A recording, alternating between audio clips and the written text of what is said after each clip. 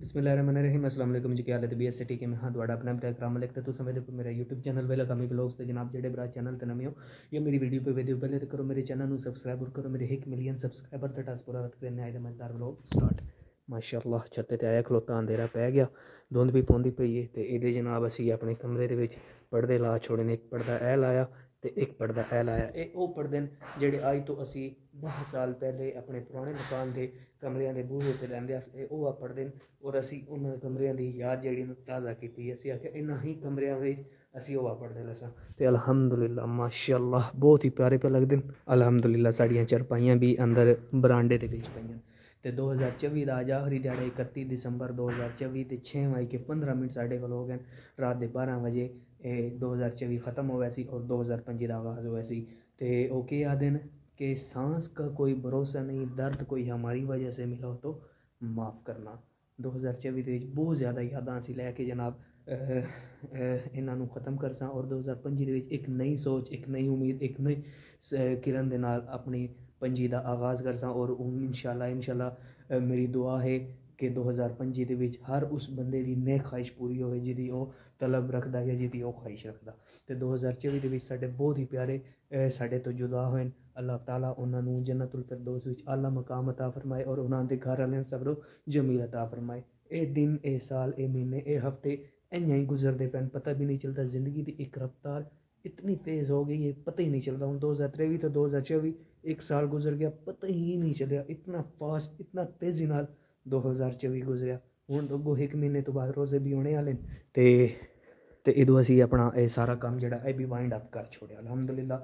यार आखने का मतलब ये कि 2024 मैं अपना यूट्यूब चैनल बनाया अलहमदुलिल्लाह। पूरा साल गुजर गया, तरक्की नहीं हुई, कोई मसला नहीं, इंशाल्लाह अपनी मेहनत जारी रखसा।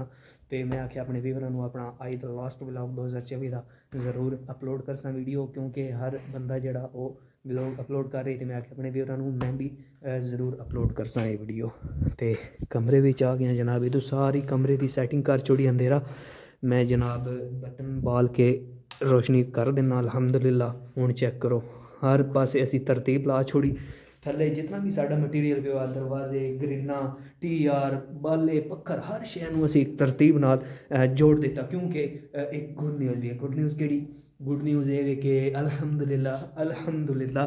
यार मैं पहले बटन बंद कर ली बटन बंद कर छोड़िया, मैं साह चढ़ गया अल्लाह पाक की कसम। क्योंकि क्या दिन सर्दियों के बोलिया भी नहीं मैं मेरी तुसी आवाज़ तो अंदाज़ा कर लो कि कितनी सर्दी है।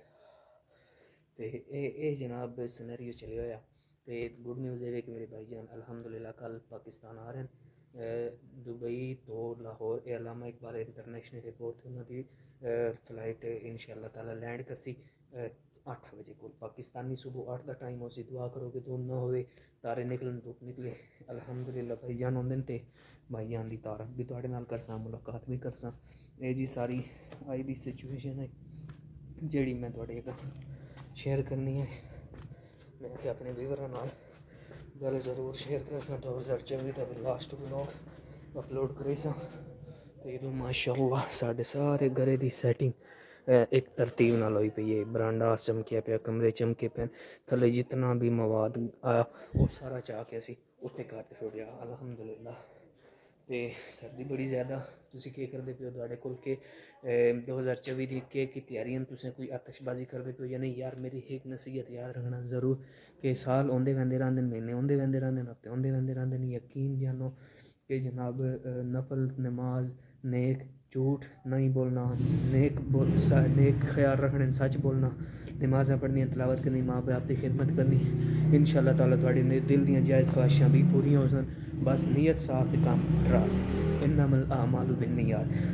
तो ज़्यादा मैं टाइम ना ऐसा मुख्तसर सा व्लॉग 2024 का लास्ट व्लॉग अपने व्यूअरां नाल ज़रूर शेयर करसा। और इंशाअल्लाह मैंने उम्मीद है, आई होप कि I will successful in my YouTube life इंशाअल्लाह ताला। 2025 मेरा वो ड्रीम ज़रूर पूरा सी जिसकी मैं और मेरे भाइयों और मेरे घर आने उम्मीद रखी हुई है। तो मैंने दो इजाज़त, अपना रखे ख्याल, दुआवां करें यार। तो कमेंट बॉक्स में मैंने कमेंट करके ज़रूर दस्सेआ कि वीडियो में कोई गलती मिस्टेक हुई हो। अल्लाह हाफिज़।